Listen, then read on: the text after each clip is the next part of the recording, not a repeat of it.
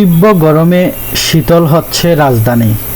ঢাকা উত্তর সিটি কর্পোরেশনের উদ্যোগে ঢাকা সিটিতে জলকামান দিয়ে কৃত্রিম বৃষ্টি জড়ানো হচ্ছে, যার কারণে কিছুটা স্বস্তি মিলছে নগরবাসীর জীবনে।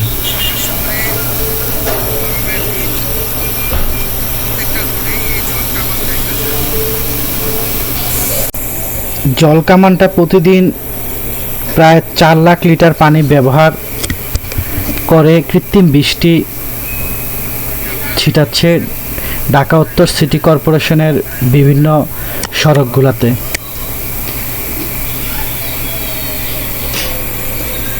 আগে ধুলাবালি কমানোর জন্য রাস্তাতে পানি দেওয়া হতো, এখন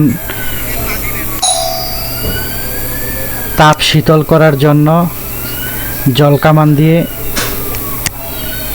কৃত্রিম বৃষ্টি দেওয়া হচ্ছে। আপনারা দেখতে পাচ্ছেন এই যে কিভাবে পানিটা দিচ্ছে। বায়ুটা কিছুটা হলেও ঠান্ডা হচ্ছে।